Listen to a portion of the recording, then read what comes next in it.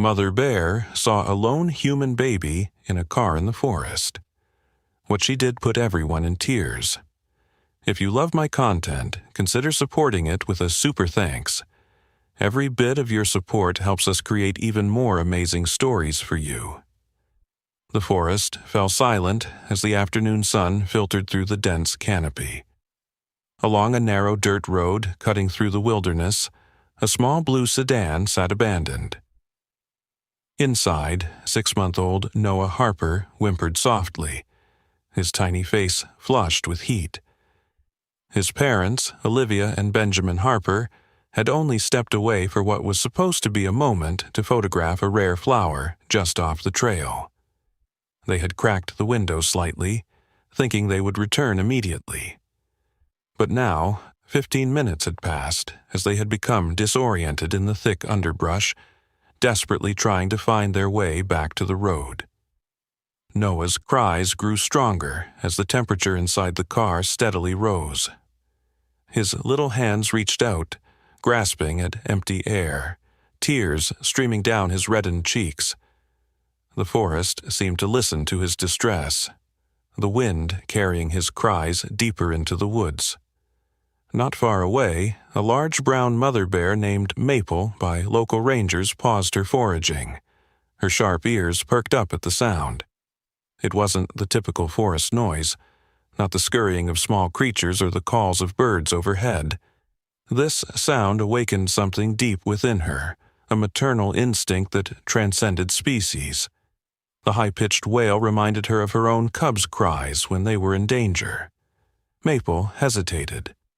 Bears typically avoided human scents and structures, their natural caution keeping them safe from dangerous encounters. But something about this particular cry pulled at her. She lifted her nose to the air, catching the scent of distress mixed with the unmistakable smell of a young one. Slowly, cautiously, Maple began moving toward the sound, her powerful body navigating the forest floor with surprising grace. The cries grew louder as she approached the edge of the trees. There, on the narrow dirt road, sat the strange metal object humans traveled in. Through the glass, she could see the small, helpless figure moving inside. Noah's cries momentarily stopped as his teary eyes fixed on the massive creature approaching the car. The bear's breath fogged the window as she pressed her nose against it, curious but gentle. For a moment, bear and baby locked eyes, two souls connecting across an impossible divide. Then Noah began to cry again, his little body shaking with the effort. Maple circled the vehicle slowly, her massive paws leaving deep prints in the soft earth. With each passing minute, the air inside the car grew hotter, Noah's cries weaker. The mother bear sensed the danger.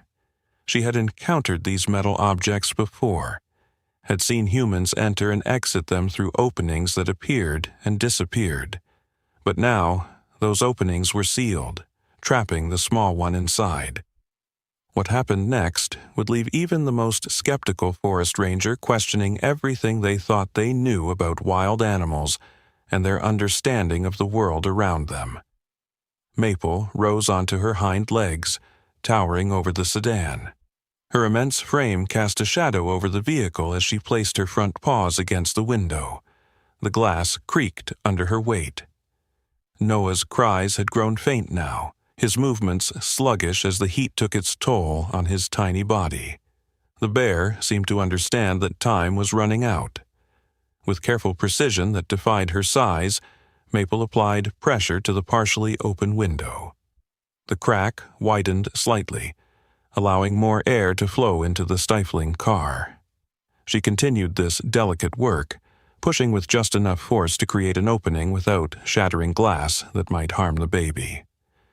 Meanwhile, Olivia and Benjamin Harper frantically pushed through the underbrush, following the sound of their son's cries.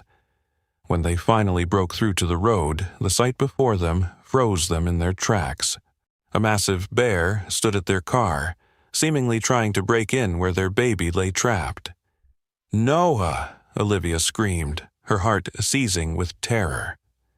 Benjamin grabbed a branch from the ground, ready to defend his family despite the impossible odds. But as they watched, something extraordinary became clear.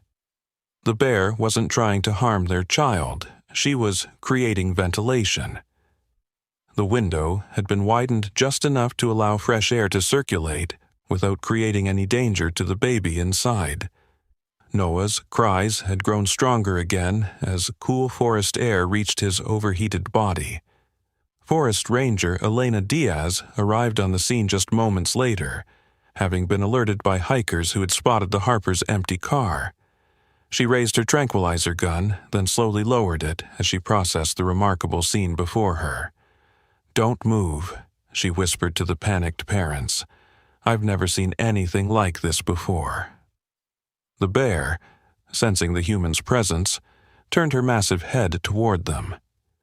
There was no aggression in her posture, only a strange, almost knowing look in her deep brown eyes.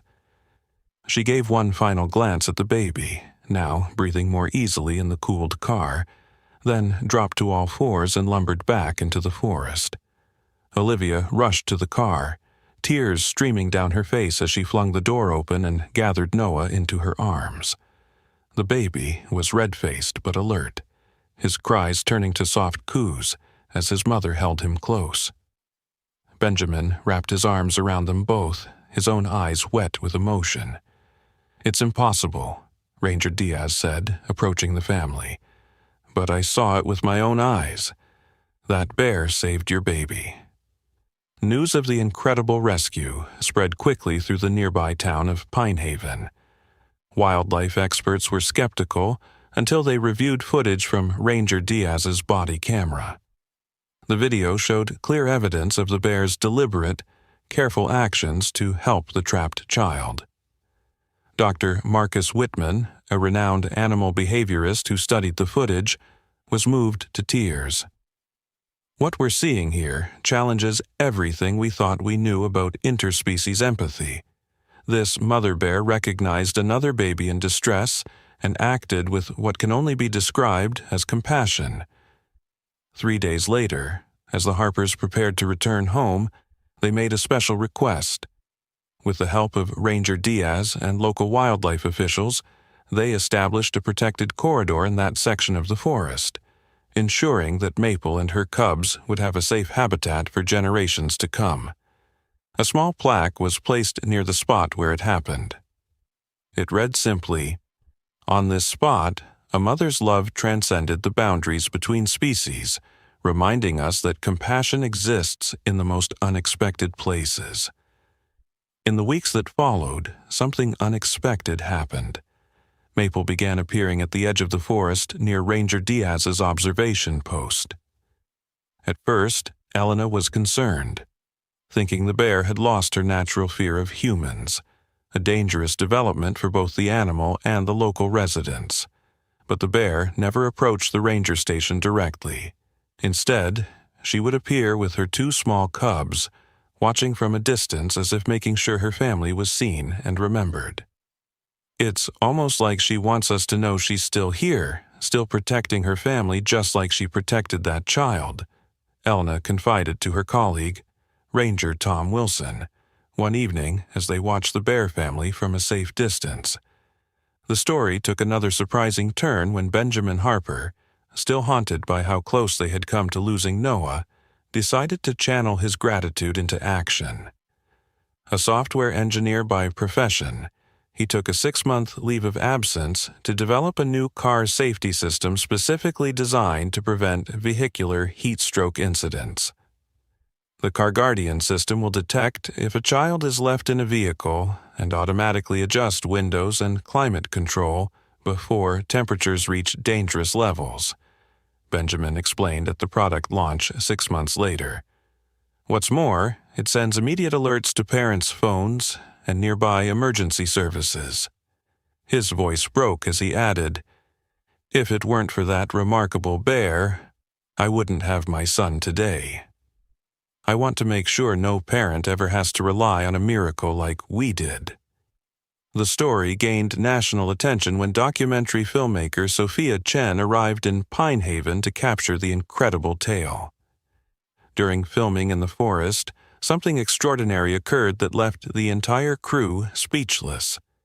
As they were setting up equipment near the location of the rescue, Maple appeared at the tree line, her cubs playfully tumbling behind her.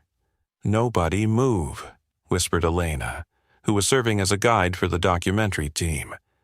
Camera operator Luis Mendez slowly raised his camera, capturing remarkable footage as the mother bear seemed to study them with intelligent eyes. What happened next defied explanation. Maple approached a fallen log about 30 yards from the crew, gently nudged her cubs to stay behind, and placed something on the log before retreating to a safe distance. When the crew cautiously approached later, they found a perfectly preserved honeycomb. It was like a gift, Luis later told reporters, his voice filled with wonder. "I've filmed wildlife for 15 years, and I've never seen anything remotely like this behavior." Dr. Amara Johnson, a wildlife biologist who reviewed the footage, cautioned against anthropomorphizing the bear's actions, but admitted the behavior was highly unusual. Bears typically guard food resources jealously, especially when feeding cubs. To apparently share food goes against everything we understand about normal bear behavior. This particular bear continues to demonstrate exceptional cognitive processes. The documentary, titled The Guardian Bear, premiered the following spring to critical acclaim. It featured interviews with the Harper family, Ranger Diaz, and various wildlife experts attempting to explain Maple's extraordinary behavior. But perhaps the most touching moment came from an unexpected source. Samuel Green, an elderly man from the nearby Oak Ridge Native American Reservation, approached Sophia after a local screening. "My grandfather would have understood," he said quietly. "In our stories, animals and humans once spoke the same language. Sometimes, in rare moments when the need is greatest, they remember." The Pine Haven Forest Preserve soon became a sanctuary not just for wildlife, but for families in need of healing. Olivia Harper, trained as a child psychologist, began volunteering at the preserve's visitor center, developing a program for children who had experienced trauma. Being in nature helps them open up in ways traditional therapy often can't achieve, she explained.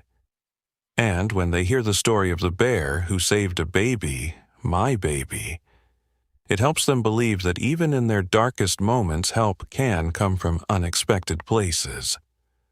As for Noah, he grew into a curious, vibrant toddler with no memory of his near tragedy, but with an unusual affinity for bears.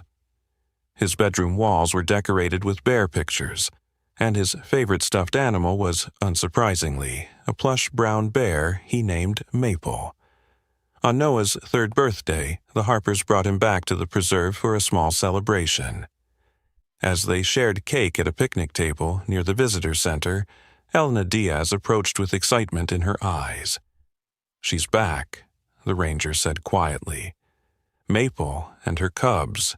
They're at the observation point. Would you like to see them? From a safe distance, of course." The family followed Elena to a secluded viewing platform. There, in a sunlit clearing about 50 yards away, was the mother bear. Her cubs were no longer tiny, but growing into strong young bears themselves. As if sensing she was being watched, Maple raised her head and looked directly at the platform. For a moment that seemed to stretch into eternity, the bear's gaze met Olivia's. Then, remarkably, the bear's attention shifted to Noah, who stood protected in his father's arms. The child, normally talkative and bouncy, grew still. He raised his small hand in a wave. "Bear," he said simply. "Thank you." Perhaps it was just coincidence, but Maple seemed to nod her massive head once before shepherding her cubs back into the dense forest. That night, as Olivia tucked Noah into bed, He asked a question that brought tears to her eyes. "Mommy, why did the bear help me?" Olivia brushed her son's hair from his forehead, searching for the right words. "I think," she said slowly, "that sometimes love is so big it can't be contained by differences like human and animal. Sometimes love just recognizes itself across all boundaries." Benjamin, who had been listening from the doorway, added softly, "And that's why we have to protect all creatures in their homes, because we're all connected in ways we're only beginning to understand." As Noah drifted off to sleep, clutching his stuffed bear, Olivia and Benjamin stood by his window, looking out at the distant forest silhouetted against the night sky. Somewhere in those woods, Maple was likewise watching over her young ones, two mothers connected by an extraordinary moment of compassion that had changed both their lives forever. The story of Noah and Maple continued to spread, inspiring conservation efforts across the country. Schools incorporated the tale into their curriculum, teaching children about empathy that crosses species boundaries. Wildlife researchers began a long-term study of bear cognition, trying to understand the remarkable capacity for cross-species empathy that Maple had demonstrated. And in the hearts of everyone who heard the story, a small flame of hope burned brighter. Hope that in a world often divided by differences, the simplest connect.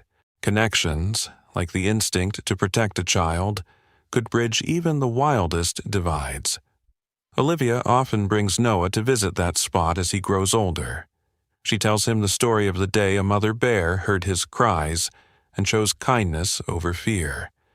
And though he was too young to understand then, now he knows that his life was saved by an extraordinary connection that reminds us all of the unexpected bonds that can form between all living creatures when need and compassion meet in the wild places of our world. 5 years later, the Harper family faced an unexpected challenge. Benjamin's CarGuardian system had become wildly successful, saving dozens of children across the country from vehicular heat stroke. The technology had been licensed to major car manufacturers and was becoming standard in new vehicles. But this success brought unwanted attention from Horizon Technologies, a corporate giant that claimed Benjamin had infringed on their patents. "They're trying to bury us in legal fees," Benjamin explained to Olivia one night after 8-year-old Noah had gone to bed. "If we fight this in court, we could lose everything. The house, the college fund, everything."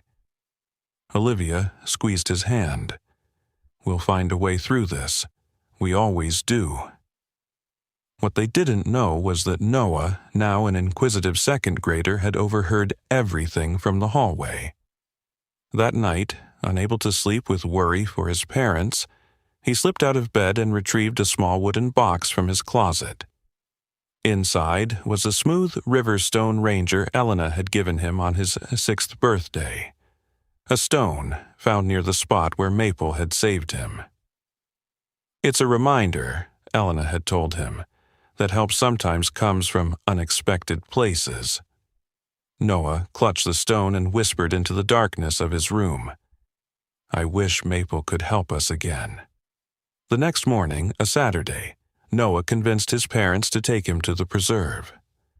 "I just want to visit our special spot," he insisted. Benjamin and Olivia exchanged glances. They hadn't told Noah about their financial troubles, but perhaps they all needed the peace of the forest right now. When they arrived at the visitor center, they found it bustling with unusual activity. News vans were parked outside, and a crowd had gathered around the main building. "What's happening?" Olivia asked a nearby volunteer. "You haven't heard? It's incredible. A film crew was testing new thermal imaging equipment in the forest yesterday when they captured something extraordinary. A bear led them to an undiscovered hot spring.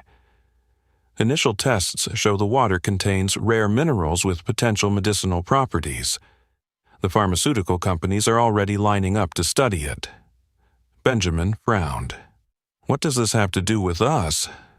Before the volunteer could answer, Ranger Elena spotted them and rushed over, her face alight with excitement. "I was just about to call you. You won't believe it. The bear that led them there, it was Maple." The researchers identified her from her distinctive scar pattern. Elena paused, looking directly at Noah. "And here's the incredible part. The property where the spring was discovered. It's on the edge of protected land, but it technically belongs to the Harper Wilderness Trust."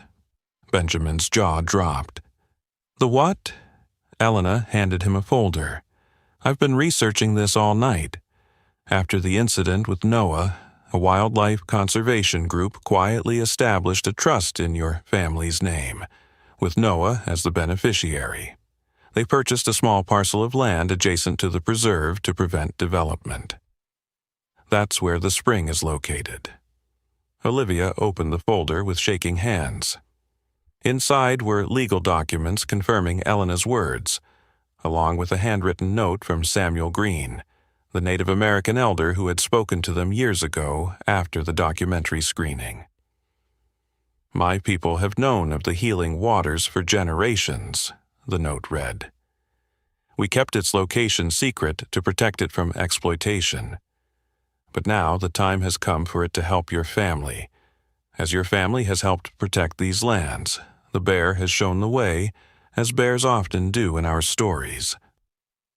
Within weeks, the Harper family had formed a partnership with a respected ethical pharmaceutical company to study the spring's properties, with a significant portion of any proceeds dedicated to wildlife conservation.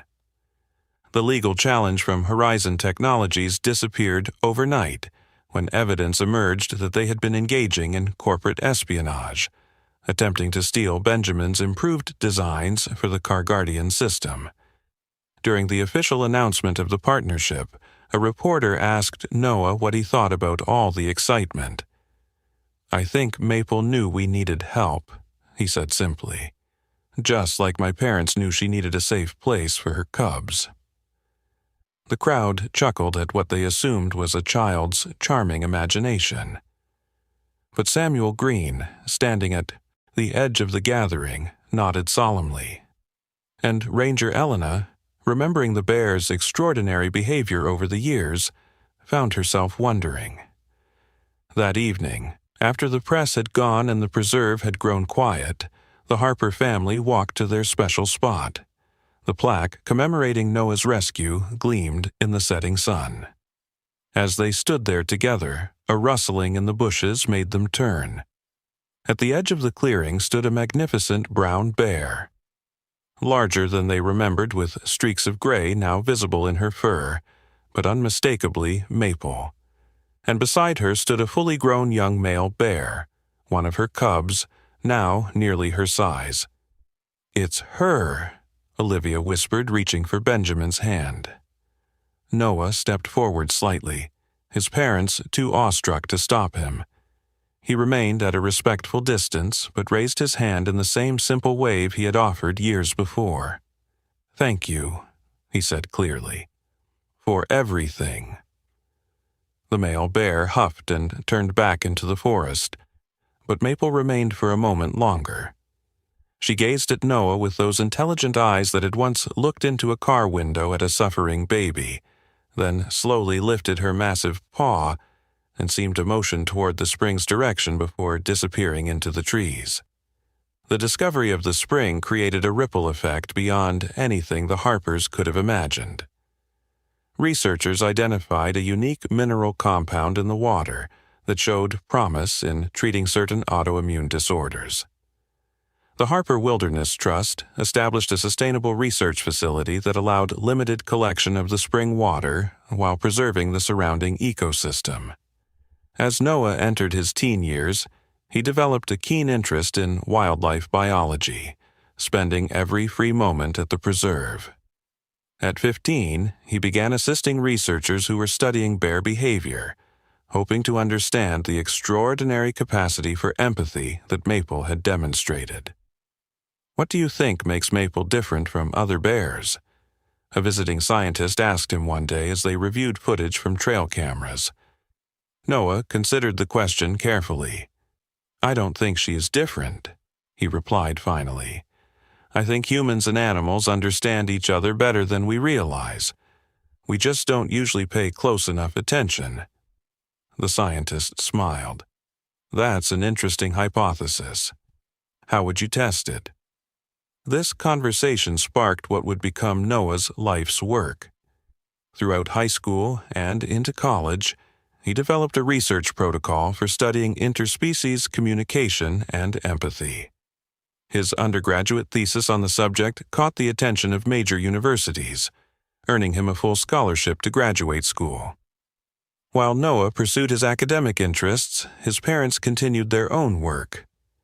Benjamin refined the Car Guardian system, making it more affordable and accessible for all types of vehicles. Olivia expanded her trauma therapy program to multiple preserves across the country, helping children heal through connection with nature. The years passed. Maple was spotted less frequently as she aged, but trail cameras occasionally captured images of her and her growing family. The preserve established a special monitoring program for her and her descendants, creating a unique genetic record of what they now called the Guardian lineage. On Noah's 21st birthday, the family returned once more to their special spot in the preserve. The plaque had been joined by a small, tasteful monument documenting the entire extraordinary story for visitors. "I've been thinking," Noah said as they stood together in the dappled forest light. "All these years, we've been telling Maple's story, how she saved me, how she led us to the spring. But there's another story here too." "What's that?" Benjamin asked. "The story of how one act of compassion can create endless ripples," Noah replied. "The preserve expanded because of what happened. My trauma therapy program has helped hundreds of children," Olivia added. "The Car Guardian system has saved lives across the country," Benjamin continued. "And now the spring is helping develop treatments that could help thousands more," Noah finished. "All because a mother bear looked inside a car and recognized a baby in distress." As they talked, the setting sun cast long shadows through the trees. And just for a moment, though none of them would later claim absolute certainty, they glimpsed a large shape moving through the distant trees, pausing as if listening, before continuing on its way, a silent guardian still watching over the forest, and the family whose lives had become so remarkably intertwined with her own. That night, Noah shared news with his parents that brought tears to their eyes. The International Conservation Organization he'd been working with had secured funding for a vast wildlife corridor spanning 3 states, protecting migration routes for countless species. The project would be named the Maple Corridor, ensuring that the remarkable bear's legacy would protect wildlife for generations to come. "I've been keeping this quiet until it was finalized," Noah explained, his eyes bright with excitement. "But the best part is that we've developed new technologies to study bear cognition and communication. We're beginning to understand them in ways we never could before." "And?" Olivia prompted, sensing there was more. "And we've documented 7 separate cases in 3 different states of bears helping humans in distress," Noah replied. "It's not just Maple. It's not just one extraordinary bear. Once we knew what to look for, once we started really paying attention, we found that these connections between species happen more often than anyone realized." Benjamin shook his head in wonder. "All those years ago when we thought we'd lost you in that car, I never could have imagined where it would lead." "Life's funny that way," Olivia said softly. "Our greatest challenges often become our greatest gifts."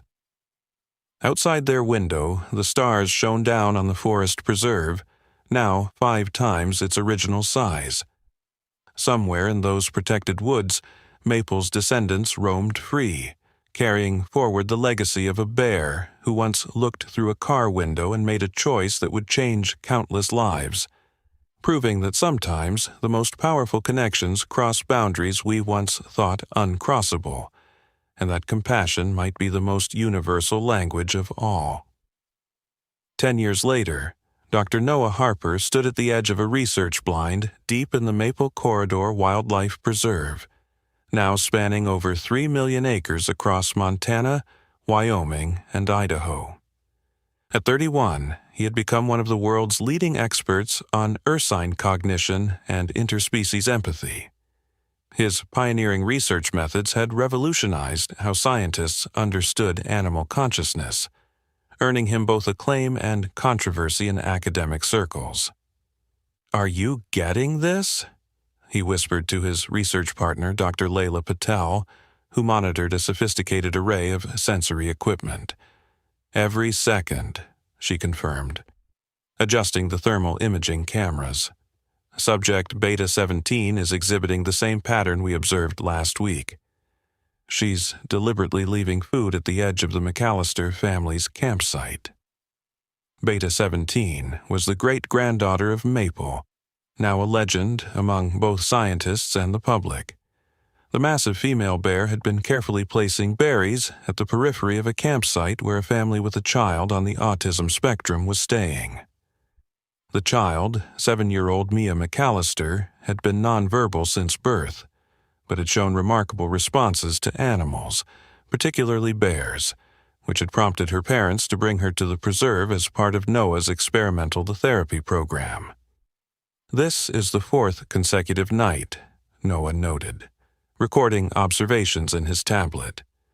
"And the placement is deliberate, always at the exact spot where Mia sits during the day." The bear's behavior defied conventional understanding. She wasn't seeking food or exhibiting any signs of habituation to humans. Instead, she appeared to be deliberately engaging in what Noah's research team had termed prosocial offering behavior, a phenomenon previously undocumented in wild bears.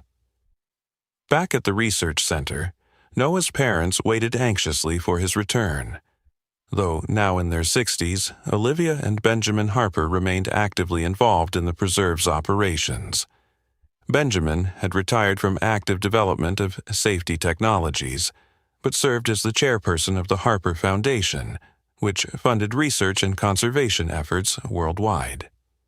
Olivia still supervised the trauma therapy program she had founded, though she had handed day-to-day operations to younger psychologists. "Do you think he's found more evidence?" Benjamin asked, pacing the polished wood floors of the visitor center. "If anyone can document what's happening with these bears, it's Noah," Olivia replied, gazing out at the forest that had become their life's work. "After all, he has a special connection to them that no one else could have." Their conversation was interrupted by the arrival of an unexpected visitor. Dr. Marcus Chen, Noah's former academic advisor and now the head of the International Wildlife Conservation Committee, entered the center looking troubled. "Marcus," Benjamin greeted him with surprise, "we weren't expecting you until next week's conference." "I came as soon as I could," Marcus replied gravely. "There's a situation developing that concerns all of you." He placed a tablet on the table, displaying satellite imagery of a vast section of forest adjacent to the northern boundary of the Maple Corridor. "Titanium deposits have been discovered here. Significant ones." Olivia's hand went to her throat. "That's prime habitat for the guardian lineage bears." Marcus nodded. "Global Resource Extraction has already secured preliminary mining rights. They're promising environmentally responsible extraction, but we all know what that means." "How could this happen?" Benjamin demanded. "That area was supposed to be under protection negotiations." "Politics," Marcus said simply. "The new administration has been quietly rolling back environmental protections. GRE made substantial campaign contributions." He hesitated. "There's more. Their CEO is Harlan Davidson." The name landed like a stone. Harlan Davidson had been the founder of Horizon Technologies, the company that had tried to destroy Benjamin's CarGuardian system decades earlier. After his company's disgrace, he had disappeared from public life, apparently rebuilding his fortune in the mining sector. This is personal for him, Benjamin realized. He's never forgiven us for what happened. We need to tell Noah, Olivia said firmly. As if on cue, the door opened and Noah entered with Layla, their faces flushed with excitement that quickly faded as they registered the tension in the room. "What's happened?" Noah asked. After Marcus explained the situation, a heavy silence fell over the group. The mining operation wouldn't just destroy crucial habitat.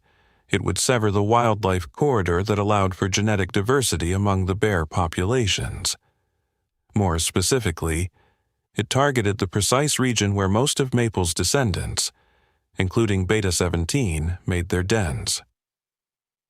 "There's something else you should know," Layla said quietly. "Tonight we observed Beta 17 leading Mia McAllister's family to something." She pulled up video footage on her tablet. The bear deliberately circled them, then led them to this location. The footage showed the McAllister family, with little Mia walking confidently in front, following at a safe distance behind the enormous bear. Beta 17 led them to a small clearing where exposed rock gleamed in the moonlight. "That's part of the same mineral vein that GRE wants to mine," Marcus said, peering at the footage. "But why would the bear lead them there?" The answer came 3 days later, when laboratory analysis of rock samples from the site revealed something extraordinary. The rocks contained not just titanium, but a previously undiscovered mineral compound with remarkable properties. Initial tests suggested it might be effective in treating neurodevelopmental disorders. More remarkable still was what happened with young Mia. After handling stones from the site for several days, she spoke her first word: bear. The discovery created an immediate scientific and media sensation. The maple mineral, as it was quickly dubbed, became the subject of intense research interest. Preliminary studies showed promising results for treating certain forms of autism, ADHD, and other neurodevelopmental conditions. The revelation put global resource extraction in a difficult position. Mining the area for titanium would destroy the only known source of a potentially revolutionary medical compound. Public opinion rapidly turned against the company, with protesters gathering outside their headquarters holding signs reading, "Choose healing over profit," and "Bears know best."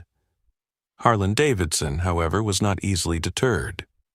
In a surprising move, he requested a private meeting with the Harper family at the preserve.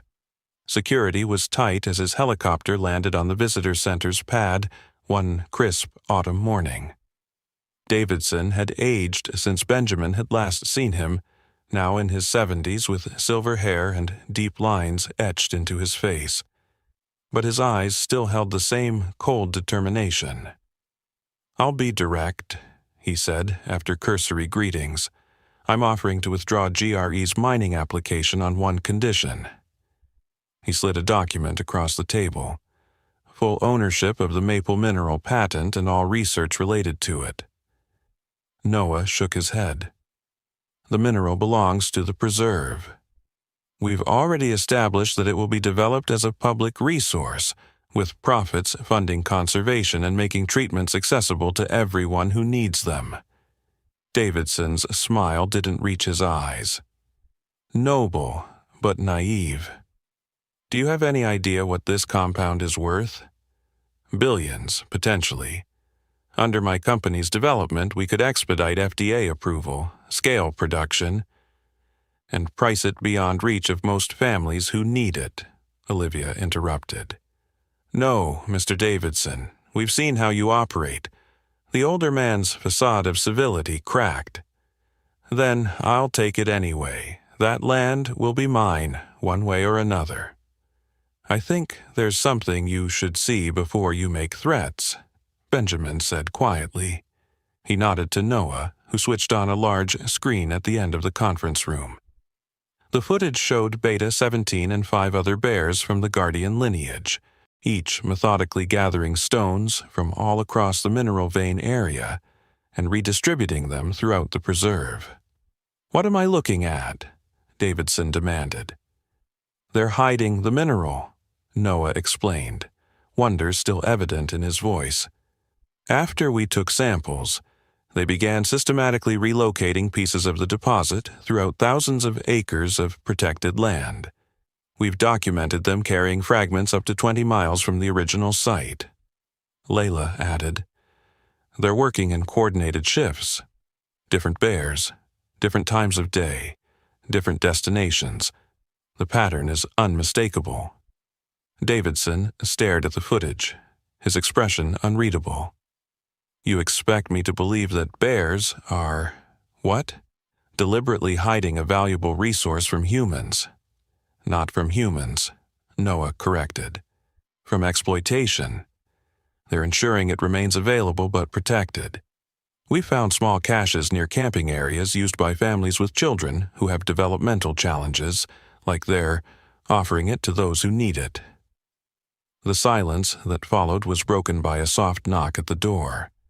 Elena Diaz, now the head ranger of the preserve, entered with Samuel Green. Though now in his 90s, the Native American elder still carried himself with quiet dignity, assisted by a carved wooden cane. "I apologize for interrupting," Elena said, "but Mr. Green insisted on speaking with everyone." Samuel looked directly at Davidson. "I have lived long enough to see many impossible things become possible," he said, his voice soft but clear.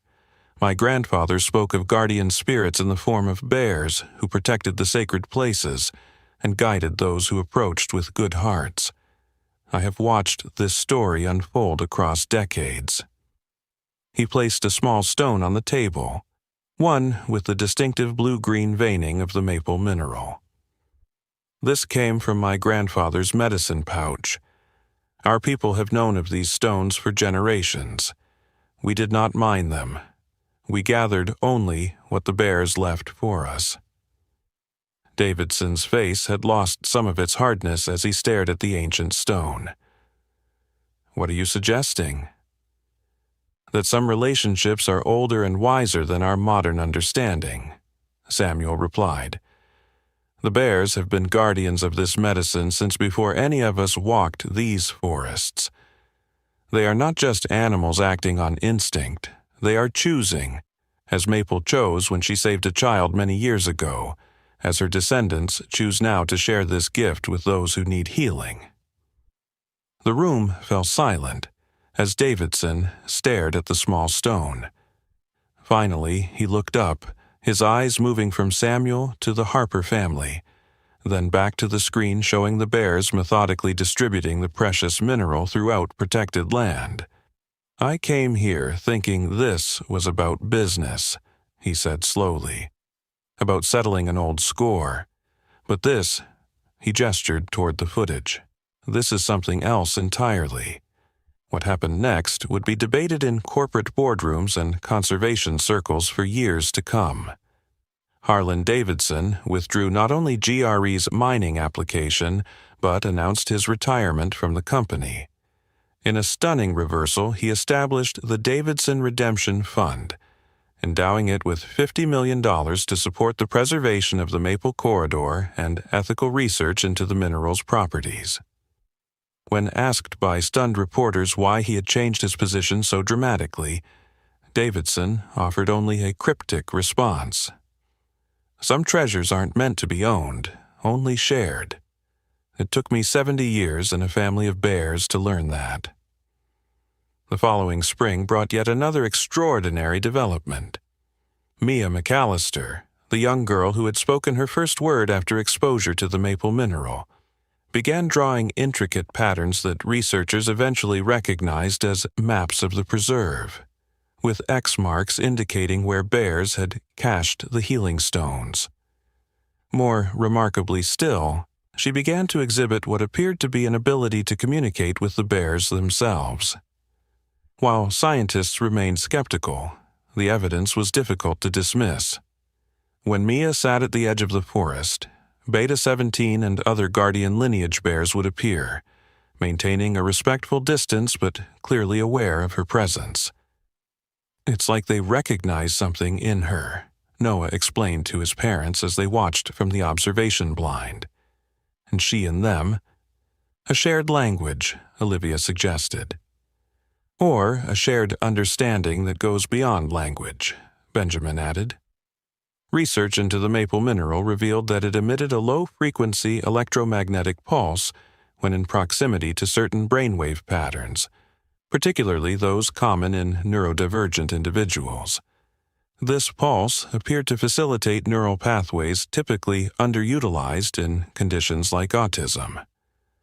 More intriguingly, brain imaging revealed that bears of the guardian lineage showed similar neural activity to humans with heightened empathic abilities. "It's as though the mineral serves as a bridge between different types of minds," Layla explained at a conference presenting their findings. "Between species, between neurotypes, opening channels of understanding we never knew existed." The revelations prompted a fundamental rethinking of conservation philosophy worldwide. The Maple Corridor model, preserving not just animals but the complex web of relationships between species and landscapes, became the new standard for environmental protection. International treaties were established recognizing certain animal populations, including the guardian lineage bears, as possessing advanced cognitive rights that entitled them to legal protections previously reserved for endangered species. On the 20th anniversary of Noah's rescue, the Harper family gathered once more at the original plaque in the forest. Now, joined by Noah's wife, Layla, and their 5-year-old daughter, Maya, named after the remarkable bear who had started it all, they reflected on the extraordinary journey that had begun with one bear's compassionate choice. "I've been thinking about something Samuel said years ago," Noah mused as Maya played nearby, carefully arranging small stones in patterns only she understood. "About how animals and humans once spoke the same language, and sometimes in moments of greatest need they remember." Olivia smiled. "I think we're learning to listen again." Benjamin nodded toward Maya, who had wandered slightly away from the group. A large shadow emerged from the trees. Beta 17. Now in her elder years but still magnificent. The bear stopped several yards from the child, lowered her massive head, and gently pushed a small blue-green stone forward with her nose. Maya picked up the stone, held it to her ear as if listening, then giggled and whispered something that none of the adults could hear. The bear made a soft huffing sound that almost resembled laughter before retreating into the dappled shadows of the forest. "What did you say to her, sweetie?" Layla asked as Maya returned to the group. The child smiled, clutching the stone to her chest. "I told her thank you for saving Daddy when he was little," she said simply. "And she said you're welcome. She says we're family now." As scientists and researchers, Noah and Layla might have dismissed such a claim as childish imagination. But after decades of witnessing the extraordinary capacity for understanding between species, they exchanged a look of wonder rather than doubt. The story of Maple and the Harpers had come full circle, spanning generations of both bears and humans.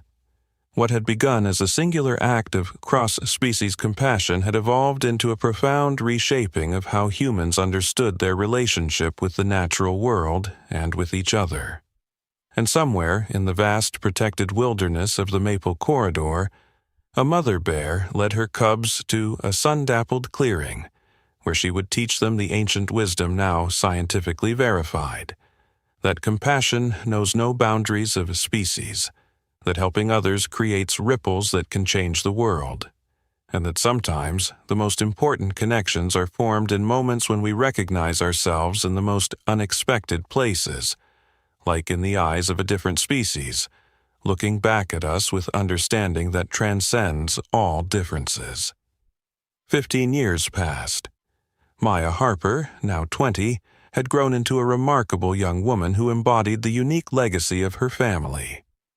Unlike her father Noah, who had approached the bear-human connection through rigorous scientific inquiry, Maya possessed what many called an intuitive understanding.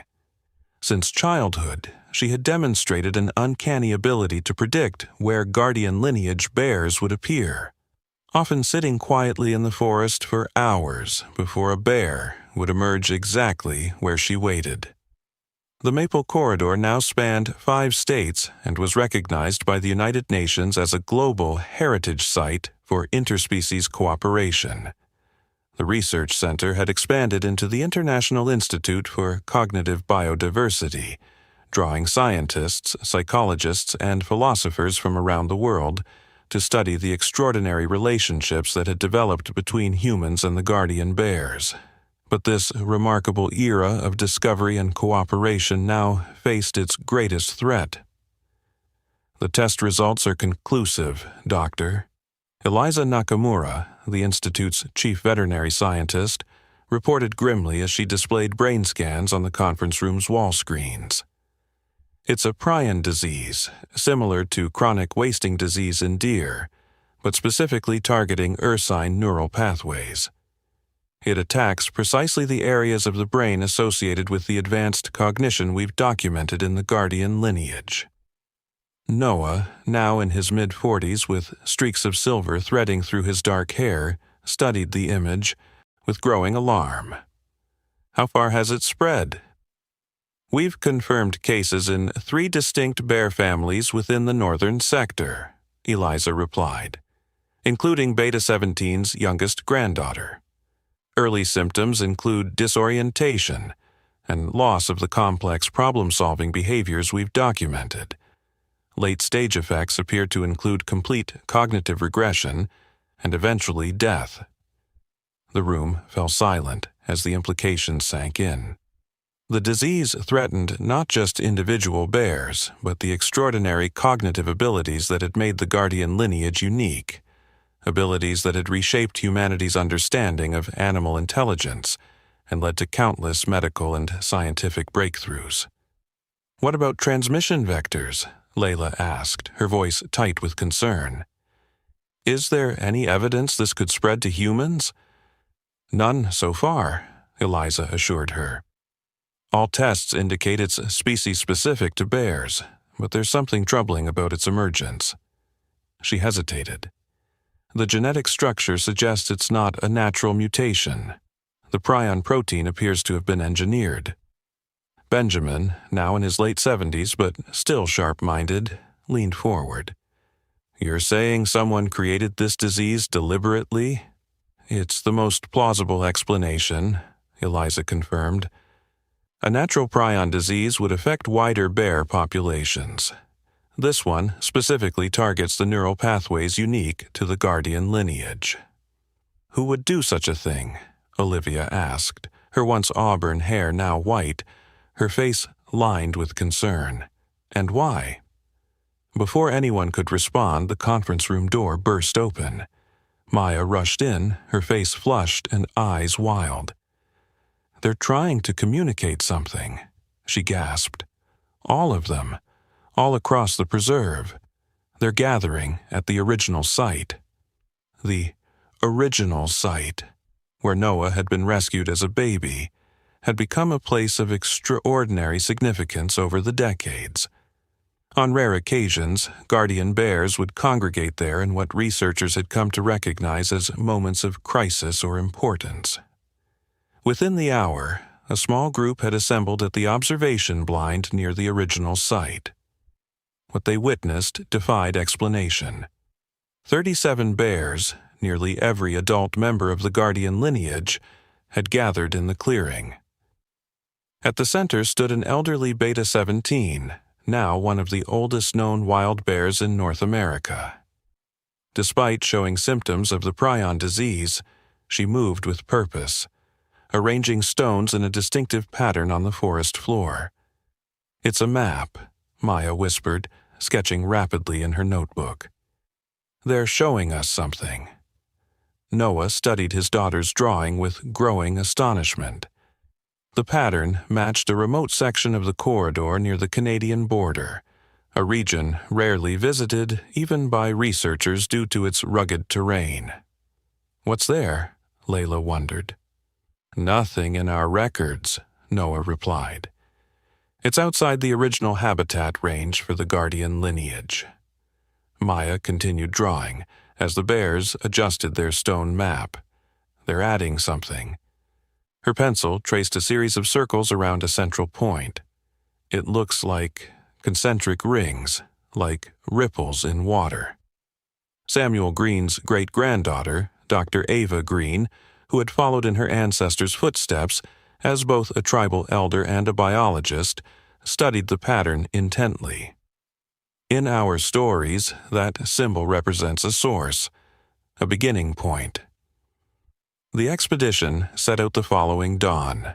Noah, Layla, Maya, Ava, and a small team of researchers and guides.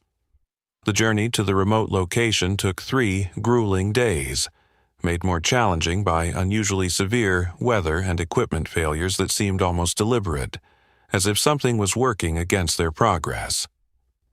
On the morning of the 4th day, as they crested a ridge overlooking a hidden valley, they discovered something that stopped them in their tracks. Nestled between steep mountain walls was a facility, modern, camouflaged, but unmistakably man-made. "That's not on any map," Noah murmured, examining the compound through high-powered binoculars. "No markings, no insignia." "Looks military," observed Chan Wei, their security specialist and a former wilderness ranger. "Or private research, serious security measures."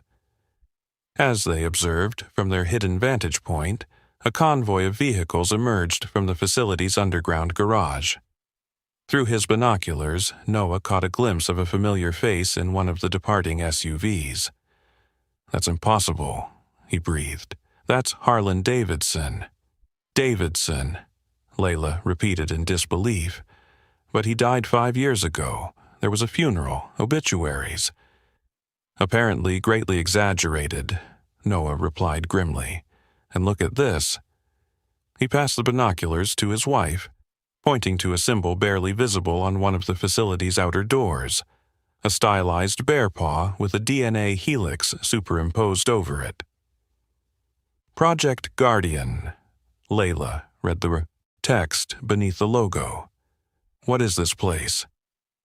The truth, when they finally uncovered it, was more shocking than anyone could have imagined. Through careful surveillance and hacking into the facility's poorly secured wireless signals, the team discovered fragments of the facility's true purpose. Project Guardian had begun decades earlier, a classified government program investigating Ursine cognition after reports of unusual bear behavior in the region. What had started as scientific curiosity had evolved into something darker. When Harlan Davidson had supposedly died, he had actually been recruited to privatize the program, using his considerable fortune and resources to develop what internal documents chillingly called cognitive control vectors, essentially targeted biological agents designed to enhance or suppress specific neural pathways in bears. "They created the Guardian lineage," Maya whispered as the team reviewed the evidence in their hidden camp. "They've been experimenting on these bears for generations." "Not exactly," Noah corrected, studying the fragmented documents. "They observed the natural cognitive abilities in certain bears and attempted to enhance them through selective breeding and experimental treatments. But something happened they didn't expect." Layla continued reading, her voice growing more disturbed. "The bears began developing cognitive abilities beyond the parameters of the experiments. Empathy, problem-solving, even rudimentary symbolic communication, far beyond what the researchers anticipated. Maple wasn't just a random bear who saved a baby, Ava realized. She was one of their test subjects who escaped or was released. But why create the prion disease now? Maya demanded. Why try to destroy what they created? The answer came from further decryption of the facility's files. Project Guardian had been intended to develop bears with enhanced cognition for military applications, animals that could be trained for reconnaissance and potentially even combat roles, yet would appear to be natural wildlife. But the enhanced bears had proven impossible to control. They demonstrated not just intelligence but moral agency, refusing commands that would harm others, forming social bonds the researchers couldn't break, and eventually escaping the facility's control entirely. They've been trying to recapture control of the experiment for decades, Noah realized. The prion disease isn't meant to kill the bears. It's designed to suppress only the independent cognitive functions while preserving the enhanced capabilities they want to exploit. So, Maple saving me, my whole life's work, the preserve, it was all connected to this experiment? The implications staggered him. Not the way they intended, Maya said fiercely. What they created broke free of their control and became something beautiful instead, proof that consciousness and compassion transcend human boundaries. They wanted weapons. They got beings capable of moral choices instead. The team was debating their next move when Maya suddenly stiffened. Someone's coming. They doused their lights and prepared to defend themselves, but the approaching figure wasn't a facility guard. It was a young woman, perhaps 18, moving with the confident stride of someone who knew exactly where she was going. "Don't be afraid," she called softly before they could retreat. "I've been waiting for you to find this place. My name is Sophia Davidson." "Davidson?" Noah echoed in disbelief. "Harlan Davidson is my grandfather," she confirmed, "and I've been working to expose his operation from the inside for the past year." Sophia's story unfolded over the next hours. Harlan Davidson had never truly changed. His apparent redemption and conservation efforts had been a calculated cover to gain access to the bears he had become obsessed with controlling. While publicly supporting the Maple Corridor, he had secretly built this facility and assembled a team of ethically flexible scientists to continue the work Project Guardian had begun. But he didn't count on genetics, Sophia explained. "My mother worked here as a researcher when she was pregnant with me. She was exposed to the same compounds they used on the bears, compounds derived from the maple mineral itself." Sophia extended her hand, palm up, revealing a small stone with the distinctive blue-green veining they all recognized. "I've been able to sense the bears my whole life. Understand them sometimes. When I discovered what my grandfather was doing, what he was planning to do with the prion disease, I knew I had to stop him." "How did you know we'd come here?" Layla asked. "Because the bears told me," Sophia replied simply. "The same way they've been guiding all of us for generations, countless species. The project would be named the Maple Corridor, ensuring that the remarkable bear's legacy would protect wildlife for generations to come. I've been keeping this quiet until it was finalized," Noah explained, his eyes bright with excitement. "But the best part is that we've developed new technologies to study bear cognition and communication. We're beginning to understand them in ways we never could before." "And?" Olivia prompted, sensing there was more. "And we've documented 7 separate cases in 3 different states of bears helping humans in distress," Noah replied. "It's not just Maple. It's not just one extraordinary bear. Once we knew what to look for, once we started really paying attention, we found that these connections between species happen more often than anyone realized." Benjamin shook his head in wonder. "All those years ago, when we thought we'd lost you in that car, I never could have imagined where it would lead." "Life's funny that way," Olivia said softly. Our greatest challenges often become our greatest gifts. Outside their window, the stars shone down on the forest preserve, now 5 times its original size. Somewhere in those protected woods, Maple's descendants roamed free, carrying forward the legacy of a bear who once looked through a car window and made a choice that would change countless lives, proving that sometimes the most powerful connections cross boundaries we once thought uncrossable, and that compassion might be the most universal language of all. 10 years later, Dr. Noah Harper stood at the edge of a research blind deep in the Maple Corridor Wildlife Preserve, now spanning over 3 million acres across Montana, Wyoming, and Idaho.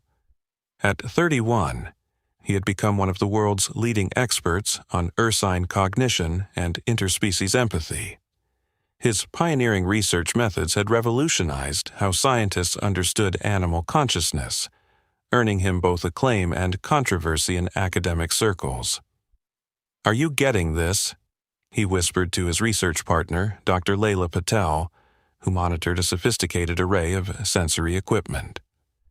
"Every second," she confirmed, adjusting the thermal imaging cameras. Subject Beta 17 is exhibiting the same pattern we observed last week.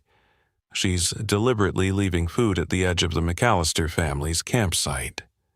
Beta 17 was the great-granddaughter of Maple, now a legend among both scientists and the public.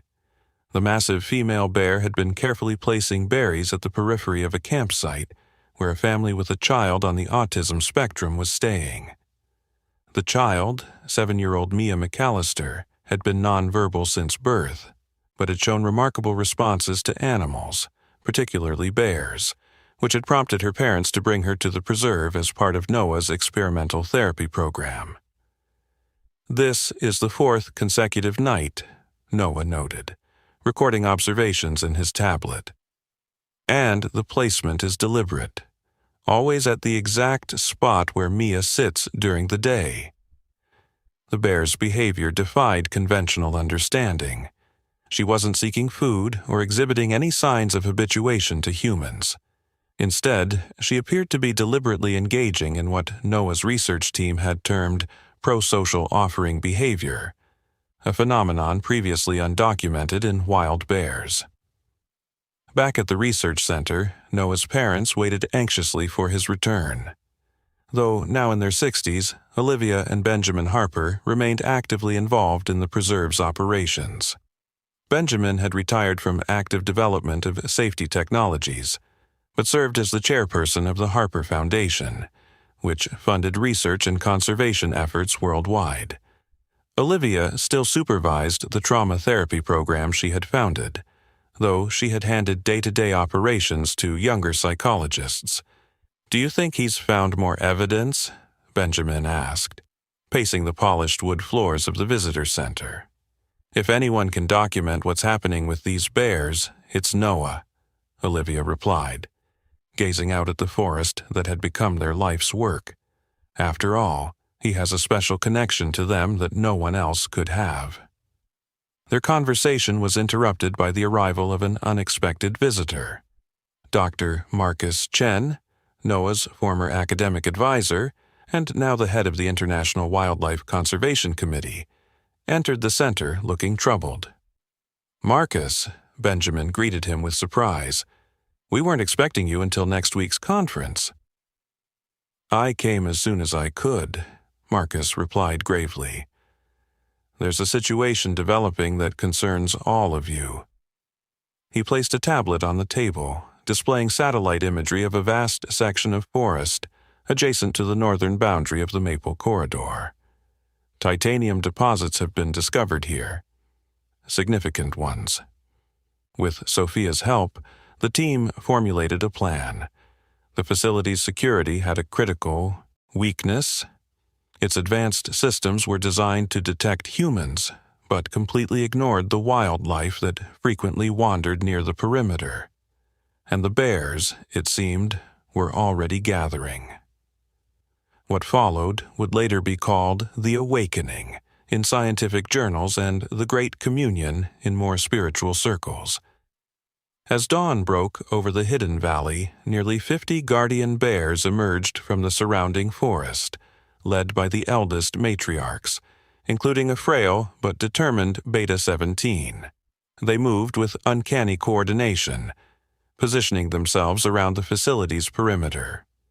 Inside, alarms blared as security systems registered the unprecedented bear activity.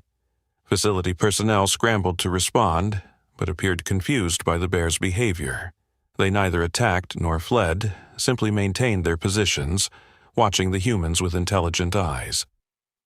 They're surrounding the place, but what exactly is the plan? Chan asked nervously.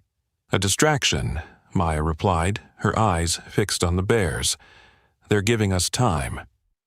With security focused on the perimeter, Sophia led a small team, Noah, Maya, and Ava, through a service tunnel into the facility's main laboratory. There, they found what they were seeking: the prion disease research and, more importantly, its antidote.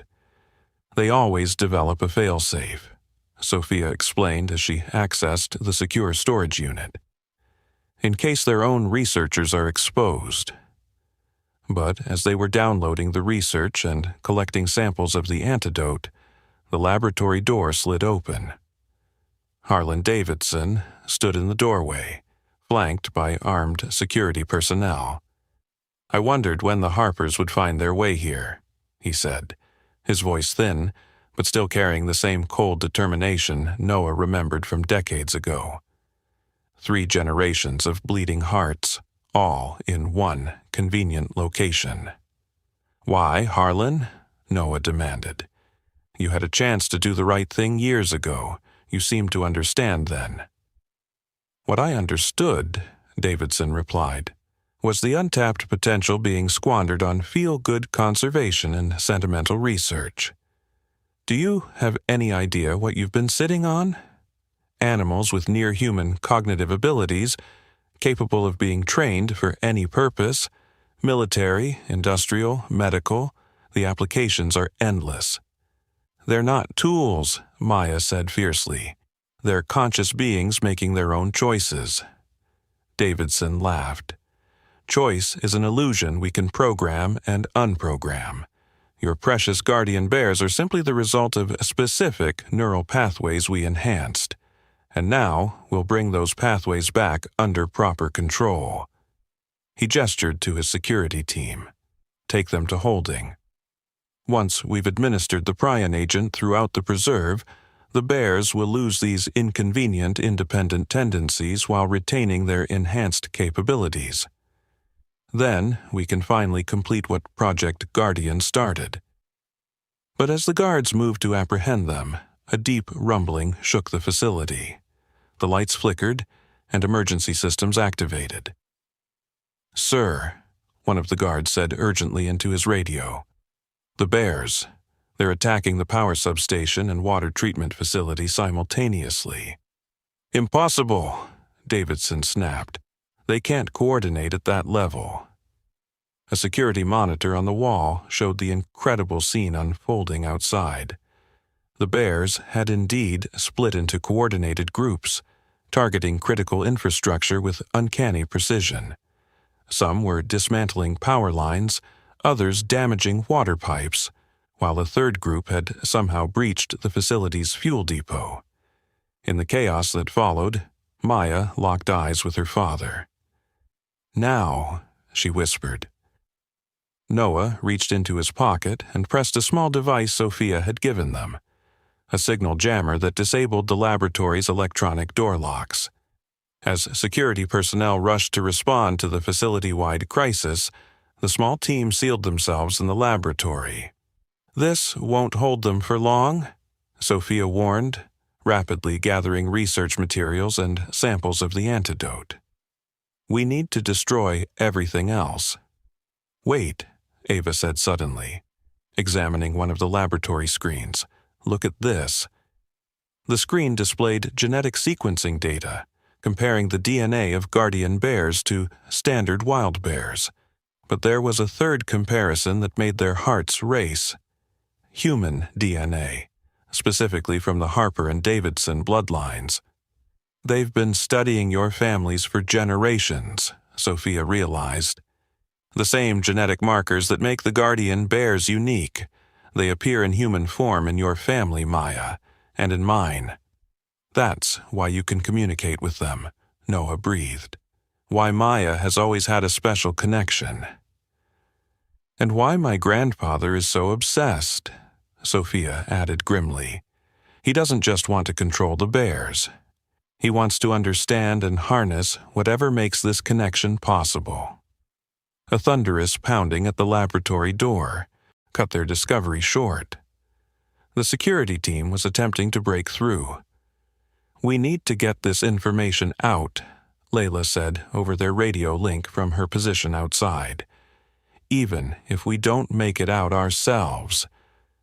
"We will," Maya said with sudden determination. She closed her eyes, her face taking on an expression of intense concentration. Outside, through the laboratory's reinforced windows, they could see the bears suddenly change their behavior, gathering in a tight formation directly below. "What are you doing?" Noah asked his daughter in wonder. "Asking for help," Maya replied, her voice strained. "The same way they've been helping us all along." The bears below began a coordinated assault on the building's foundation, causing the entire structure to shudder. Alarms blared throughout the facility. Automated systems announced structural integrity failures and ordered immediate evacuation. "They're creating a diversion," Sophia realized, "forcing an evacuation so we can escape in the chaos." As the facility's personnel abandoned their posts, the small team made their way through emergency exits, carrying the precious research data and antidote samples. Outside, in the confusion of alarms and evacuating staff, they reunited with the rest of their expedition. But Harlan Davidson was not among those fleeing. As they made their final push toward the forest perimeter, they spotted him standing alone by the facility's main entrance, watching the bears with an expression of mingled fear and fascination. "Grandfather," Sophia called. "Come with us. The building is collapsing." Davidson turned toward them, his aged face illuminated by the emergency lights. For a moment, something like regret flickered across his features. Then his expression hardened. "You'll see," he called back. "One day you'll understand what I was trying to achieve." Before anyone could respond, a massive section of the facility's wall gave way. Davidson disappeared beneath the rubble as the building began to collapse in earnest. Sophia cried out, but Maya pulled her back, guiding the group to safety as the secret installation crumbled behind them. The journey back to the Institute was somber but purposeful. With the antidote samples and research data, they could develop a treatment for the affected bears. More importantly, they now understood the true origins of the Guardian lineage and the remarkable connection that had shaped 3 generations of 2 families. 6 months later, Noah stood at the original site, watching as a recovering Beta-17 led her youngest cubs through the dappled forest light. The prion disease had been halted, though some of the affected bears would never fully regain their enhanced cognitive abilities. But the lineage would continue, now protected by international treaties and conservation laws that recognized their unique status. Beside him stood Maya and Sophia, who had become inseparable since the events at the facility. Together, they had established the Interspecies Communication Initiative, a new research program that built on Noah's work while incorporating Sophia's insights into the genetic basis for the bear-human connection. "What still amazes me," Noah said, watching the bears forage peacefully, "is how much they understood before we did. They knew about the facility, about the disease, about the connection between our families. They've been trying to communicate with us for generations." "We just weren't listening properly," Maya replied, "or maybe we weren't ready to hear." Sophia nodded. "My grandfather saw them as experiments that escaped his control." He never understood that what made them special wasn't something humans created. It was something that was always there, just waiting to be recognized. As they spoke, Beta 17 paused in her foraging and turned toward them. Despite her age and the lingering effects of the disease, her eyes held the same intelligence and awareness that had characterized her great-grandmother Maple when she had peered through a car window at a suffering baby so many years before.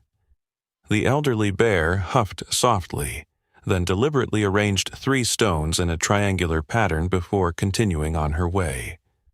"What did she say?" Noah asked, looking between his daughter and Sophia. The 2 young women exchanged a glance, then smiled. "She said the circle is complete," Maya translated. 3 generations of bears, 3 generations of humans, learning to speak each other's language. And what happens now? Noah wondered. Sophia picked up one of the stones Beta 17 had arranged, turning it over in her hand. It bore the distinctive blue-green veining of the maple mineral. "Now we begin a new circle," she said simply. "Together." As if in confirmation, a new sound echoed through the forest. The excited calls of children from the Institute's outreach program, arriving for their weekly communion with the bears. Among them were children with autism, ADHD, and other neurodevelopmental conditions who had shown remarkable responses to both the maple mineral and interaction with the guardian bears. Olivia, now in her 80s but still active in the therapy program she had founded, led the group. Benjamin walked beside her, leaning on a cane but still straight-backed and alert.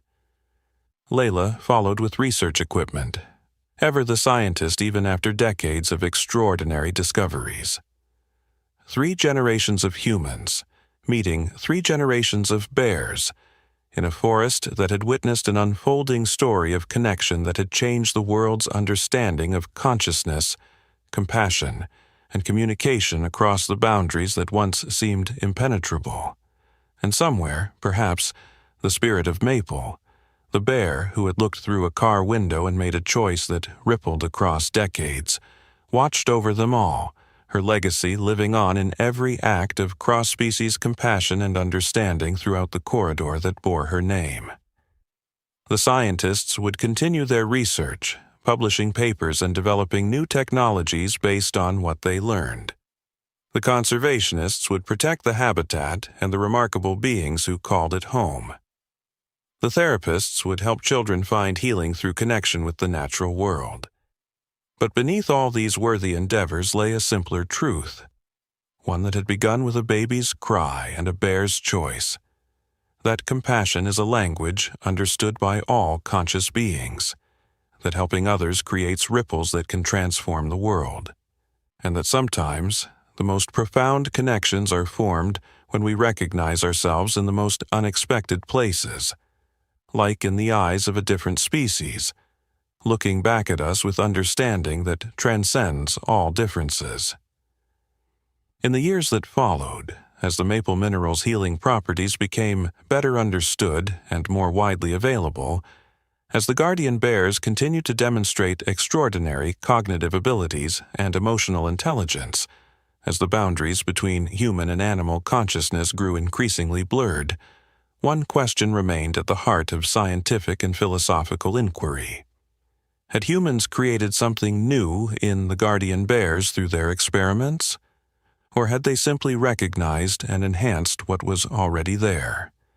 A capacity for compassion, creativity, and connection that had always existed in the natural world, waiting for humans to evolve enough to perceive it. The answer, perhaps, was both and neither. For in the end, what the story of Maple and the Harpers revealed was not just the extraordinary potential of bears, but the extraordinary potential of humans to move beyond dominion and control, toward partnership and mutual understanding with the countless other conscious beings with whom we share our remarkable planet. And it had all begun with one mother bear, one human baby, and a moment of compassion that transcended every boundary we thought we knew. On the 50th anniversary of Noah's rescue, a remarkable ceremony took place at the original site. 4 generations of the Harper family gathered, Benjamin and Olivia, now in their 90s, arriving in specialized mobility chairs. Noah and Layla in their 60s, their scientific accomplishments now legendary in conservation circles. Maya and her partner Sophia, both renowned leaders in interspecies communication, and 12-year-old Maple Harper Davidson, named after the bear who had changed all their lives. They were not alone. Hundreds of people had journeyed to witness this historic moment. Scientists, conservationists, government officials, and ordinary families whose lives had been touched by the guardian bears and the maple mineral. The international treaty recognizing advanced cognitive species was being signed today, with the Maple Corridor as its first designated conscious cohabitation zone, a place where humans and non-human intelligent species would be recognized as equal stakeholders in governance and stewardship. As the official proceedings began, young Maple slipped away from the ceremony. Something was calling her into the forest, a feeling she had known all her life but had grown stronger in recent months. With the intuitive confidence that had characterized both her mother's relationships with the bears, she followed the sensation to a small clearing just beyond view of the gathering. There, waiting in dappled sunlight, stood an ancient bear, the last direct descendant of the original Maple, her coat now silver with age, her eyes clouded but still radiating intelligence and awareness. Beside her stood 2 younger bears, strong and alert, watching over their elderly matriarch. "Hello," Maple said softly, maintaining a respectful distance. "I've been hoping to meet you." The elderly bear studied her with those knowing eyes, then deliberately lowered herself to the forest floor with the careful movements of great age. She extended one massive paw, and with precision that defied her years, drew a simple pattern in the dirt, a circle with smaller circles inside it. Maple's breath caught. She had seen this symbol in the family archives, the same pattern Beta 17 had drawn decades ago. "Family," she whispered, recognizing its meaning from her mother's research.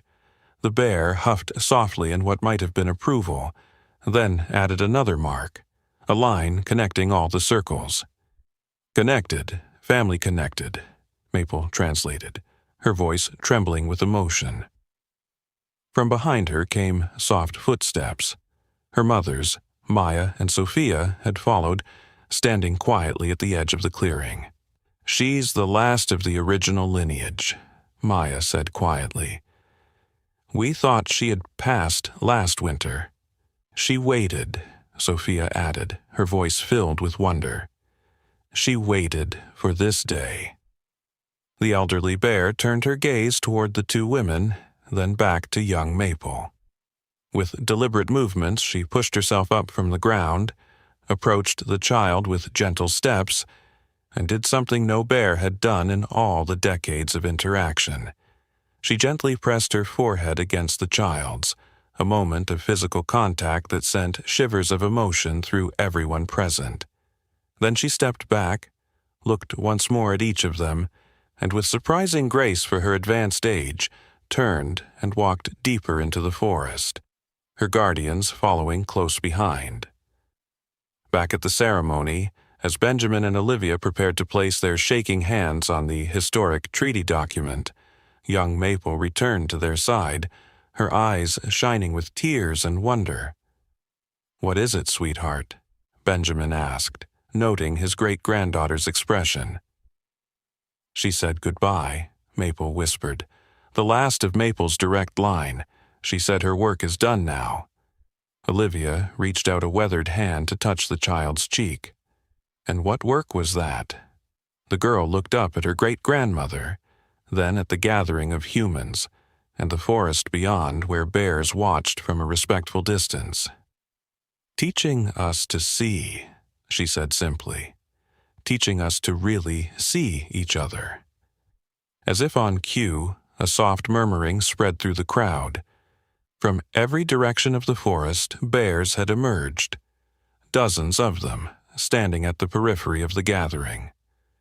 Not just guardian lineage bears, but bears of all types that called the corridor home. They made no sound, no movement toward the humans, simply stood witness to this moment when two species acknowledged their shared future. Benjamin Harper, who had once been a desperate father searching frantically for his infant son in a forest he believed hostile and dangerous, now looked out at these powerful creatures with understanding and gratitude that transcended language. With trembling hands, he and Olivia signed the treaty, then handed the pen to Noah. As the document passed through generations of hands, Noah and Layla, Maya and Sophia, and finally young Maple, who would add the ceremonial final signature, Benjamin looked up at the sky, visible through the forest canopy. Clouds had parted, allowing a single shaft of sunlight to illuminate the gathering. "Do you think she knows?" he whispered to Olivia, his voice thick with emotion. "Maple, the original Maple.